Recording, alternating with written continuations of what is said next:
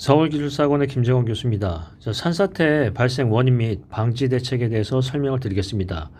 먼저 산사태 발생 원인하고 방지 대책을 먼저 단도직입적으로 얘기를 드리면, 먼저 발생 원인은 어떻게 되죠? 발생 원인은 우리가 이제 뭐 내적, 외적 얘기하죠.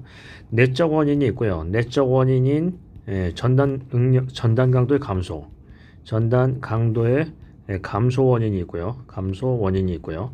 그 다음에 외적 원인인 전단 능력 증가의 원인이 있죠. 외적 원인인 전단 능력 증가의 원인. 뭐 이런 부분으로 이제 얘기를 할 수 있는데, 중요한 부분은 뭐냐면 증가의 원인이요.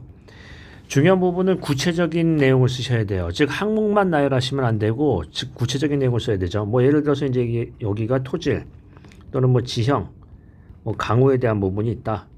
여기 이제 뭐 개발 또는 뭐 발파, 굴착 또는 무슨 이제 강우 아니 지진 이런 부분의 원인이 있다라고 한다면 이 항목만 나열하시면 안 되고요. 구체적인 이 원인을 세부적으로 설명하셔야 되죠. 즉 디테일의 승리. 지진에 대한 부분은 어떻게 되죠? 만약에 지진에 대해서 횡방응양 응력이 증가하면, 즉 지진에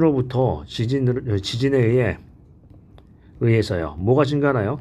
토립자 내에 뭐가 증가하죠?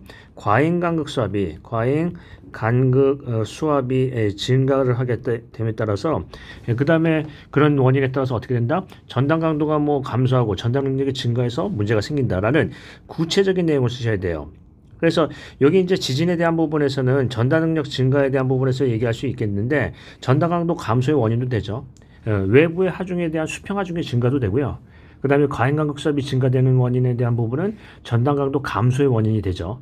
왜냐하면 전단 강도 타우 F는 C 플러스 시그마 다시 탄젠트 파이니까 전응력 마이너스 간극 수압이 증가하면은 그 전단 강도가 감소가 되죠. 물론 외부 하중의 수평력이 증가되는 원인이 되기 때문에 지진은 굉장히 악영향을 끼칠 수가 있겠습니다. 따라서 이 질문 요지에 대한 부분을 구체적으로 써야 되는데, 항목만 나열하시면 안 되고요. 뭘 써야 된다? 세부 내용을 구체적으로 쓰셔야 돼요. 아니 질문 요지인데요. 물어본 것을 그냥 예를 들어서 토질에 영향이 있다 이렇게 쓰시면 안 되고요. 어떤 토질에 어떤 영향이 있다 이렇게 쓰셔야 되겠죠. 그 다음에 이제 두 번째 방지 대책을 보시면, 방지 대책은 책에 나온 대로 위에서 이제 전단 능력, 전단 강도 이런 부분을 얘기했으니까 뭐가 있다? 안전율 증가, 즉 안전율 유지 대책이 있고요. 안전율 증가 대책이 있어요. 증가 대책이 있는데, 이 안전율 유지 대책은 크게 이제 두 가지로 나누죠. 생물 화학적, 또는 물리역학적 방법이 있다. 여기서는 이제 안전율 증가는 뭐죠? 안전율이라는 게 전단 강도와 전단 응력의 함수니까 전단 강도, 즉 우리가 얘기하면은 저항력 증대 대책이 있고요. 전단 응력, 작용력 감소 대책이 있죠. 응력을 감소한다. 감소 대책을 해야 되는데, 여기서 이제 중요한 부분이 있어요. 이 산사태라는 것은 그냥 생기는 게 아니라 어떤 특정한 시기가 있거든요. 예를 들자면 홍수기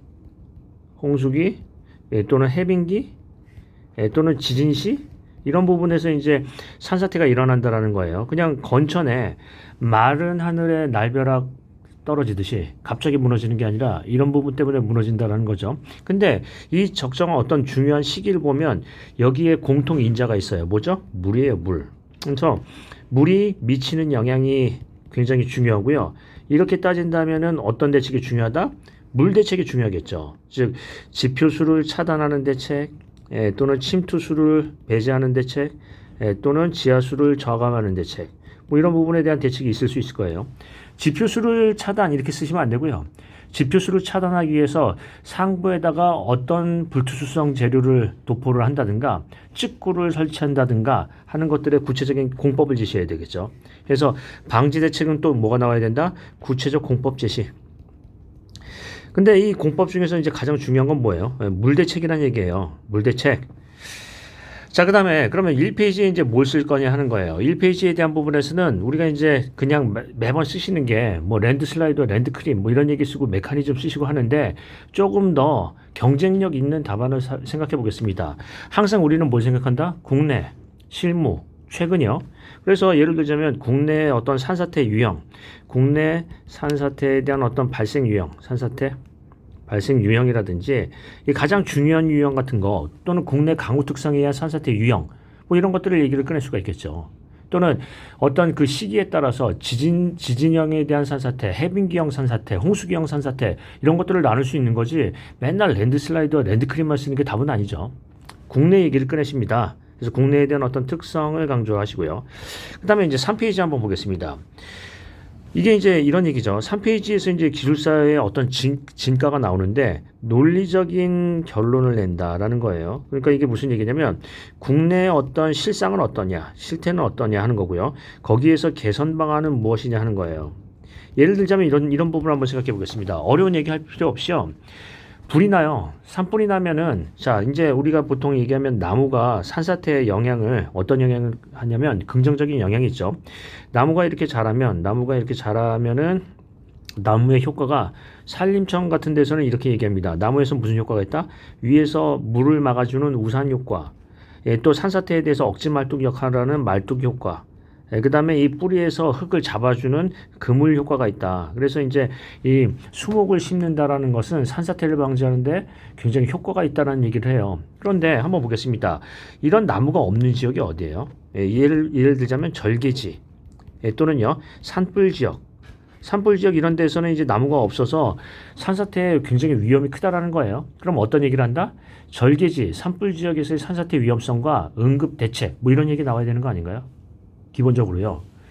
즉 어려운 얘기를 할 필요가 없어요. 무슨 뭐 고분광 카메라, 라이다 좋아요. 라이다 좋은데 여러 가지 이제 내용도 잘 모르시면서 쓰는 것보다 중요한 부분을 쓴다는 거죠. 자, 이 부분 한번 보겠습니다. 자, 여기 이제 산지가 있어요. 산지가 이렇게 있는데 산지를 이제 절개를 해서 자연사면을 이렇게 절개를 해서 단부 절개를 해서 여기다가 도로를 만들 거예요. 도로를 만드는데 이 절개지에 보면 어떻게 되어 있냐면 전리면이 이렇게 발달되어 있다. 그러면 얘를 절개지를 만들어서 이렇게 사면을 구축한다고 한다면 예를 들어서 이쪽은 이쪽으로 이제 전리면이 발달되어 있으니까 안전 측면의 안전 사면이고요. 이쪽에서는 전리면과 사면이 같은 방향으로 발달되어 있으니까 불안정 사면이에요. 근데 현장에서는 어떻게 하냐면 이 양쪽의 각도를 똑같이 준다는 얘기죠. 즉 우리가 무슨 얘기하냐면 표준구배, 표준경사라는 걸 얘기를 해요. 어떤 잔리면에 대해서 공사를 할 때 어떤 일정한 경사를 해서 토질별로 얘기를 하는데 이 부분이 잘못됐다는 거죠. 일률적으로 하면 안 되고 뭘 한다? 전리면의 방향성을 가지고 이거를 해야 된다 라고 얘기를 꺼낼 수 있나요? 즉 표준경사의 일률적인 적용상의 문제점과 사면에 대한 자연사면, 산사태를 얘기를 하는데 개발에 따라서 즉 자연사면의 단부를 개발할 때 어떤 표준경사의 일률적인 적용 때문에 발생할 수 있는 어떤 산사태의 위험성 문제와 대책을 얘기 끌 수 있나요? 여기 이제 이 사면 자체는 인공사면이지만 여기 이제 산지에서 붕괴될 위험성이 커지죠. 단부를 절취를 했으니 응력이 커지면서 더 위험성이 커지는데 이 그림에서 보면 오른쪽 단면은 뭐예요? 위험 단면, 왼쪽 단면에서는 비교적 덜 위험한 단면이 되겠죠. 그래서 표준경사에 대한 일률적인 적용 문제와 도로토공에서의 어떤 대책 이런 얘기도 꺼낼 수 있나요? 그런데 맨날 이런 얘기만 쓰시죠. 어려운 얘기요. 뭐 라이다, 고분광 카메라. 아니 도대체 수목이 울창한 지역에서 고분광 카메라로 찍으면 사면에 대한 안전율이 금방 평가가 되나요? 그래서 한번 생각해 보겠습니다. 실무에서의 문제점과 대책을 얘기한다. 이게 기술사예요. 즉 어려운 얘기를 할 필요도 없어요. 아니 불난 지역에서는 노출이 돼 있으니까 어떤 유출량이 예를 들어서 이제 강우에 대한 노출이 면적이 크고 그래서 산사태의 위험성은 커진다. 따라서 특별 어떤 대책에 대한 부분은 화재가 일어난 어떤 그런 산면에서 어떤 대책을 빨리 응급 대책을 세워야 된다라는 얘기를 꺼낼 수가 있겠죠. 이해되시죠? 그래서 다시 한번 얘기해 보겠습니다. 기술사는 뭐라고요? 실무에서 발생 가능한 문제를 발치하고요. 적용 가능한 대안을 제시할 수 있는 사람. 그게 되셨나요? 자, 그러면 여기 이제 답안을 한번 보겠습니다. 모범 답안을 보시면 1페이지의 산사태의 발생 형태 또는 안정성 평가 방법. 물론 맞는 얘기인데 너무 구태의연해요. 예를 들자면 국내, 실무, 최근 자꾸 국내 산사태에 대한 어떤 유형, 해빙기형 산사태, 지진형 산사태 또는 뭐 홍수기형 산사태, 산사태에 대한 부분을 조금 더 국내 유형으로 맞출 수는 없나요? 그걸 생각해 보고요. 두 번째 한번 보겠습니다. 발생 원인을 썼는데 원인이 구체적이지가 않아요. 질문 요지인데 여기 이제 한번 보겠습니다. 예, 사면의 굴착 및 벌목 등에 의한 인적 원인. 자, 굴착을 하면은 어떻게 되는 건가요? 굴착을 하면은 어떤 부분이다? 선단에서 굴착하기 때문에 경사가 커져서 전단 응력, 즉 쏟아지려는 힘이 커지죠. 그러니까 어떤 부분이에요? 사면의 자연 사면의 선단부 개발에 따라서 전단 응력이 증가 이렇게 구체적으로 써야지 그냥 굴착 이러면 안 되죠. 원인을 구체적으로 쓴다. 자, 대책을 보겠습니다. 대책은 어떻게 돼요? 전단 응력 증가, 전단 강도 감소가 있는데 중요 대책을 좀 빼겠습니다. 물 대책이요. 자, 그 다음에 3페이지 한번 볼까요? 3페이지에서는 갑자기 사례가 나왔어요. 이른바 갑툭튀예요.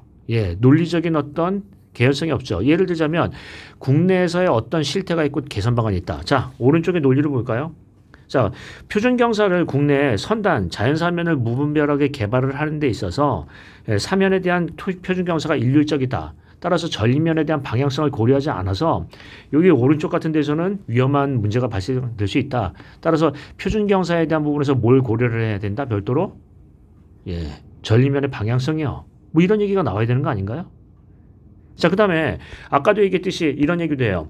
산불 지역 같은 데서는 어떤 나무에 대한 효과를 기대할 수가 없어요. 그래서 산사태 위험이 더 크게 노출돼 있다. 따라서 산사태 발생된 우리가 얘기하는 화재 지역에서의 어떤 응급 대책 같은 것도 할 수 있나요? 만약에 여름철에 화재가 건조 시에 이게 아주 딱 걸린 거죠. 겨울철에 건조할 때 화재가 나면 여름철에 비가 오면 쏟아지게 돼 있어요. 그러니까 재난 지역이 엎친데 덮치는 것이죠. 이런 부분에 대한 어떤 특단의 대책이 없이 그냥 가만히 있는다면 어떻게 돼요? 큰 문제를 일으키죠. 아니, 불난 지역에서 홍수 나는 게 더 위험한 얘기가 될 수가 있겠죠. 그래서 방제적인 측면에서 어떤 얘기를 한다? 화재 지역에서의 어떤 산사태 재난안전대책 이런 얘기가 나와야 되겠죠. 기본 아닌가요? 자, 실무를 떠나지 않습니다. 이런 답안이 안 나오더라고요. 자, 뭐 저 잘났다는 얘기가 아니라 이런 생각을 한번 해보겠습니다. 실무상의 문제점과 대책을 고민 좀 해보세요. 고민을 좀 해본다. 그 관련된 책도 많이 읽어보시고요. 아니면 학회지나 이런 그 인터넷도 잘 보시면서 한번 찾아보세요. 그리고 고민을 해보는 거죠. 최소한의 고민도 없이 어떻게 기술사에 대한 어떤 합리적인 답안이 나올 수가 있나요? 책만 보지 마시고 고민 좀 해보신다. 자, 그런 부분 생각을 해보시면서 마치겠습니다. 다음도 기술사다운 답안을 기대하겠습니다. 마치겠습니다.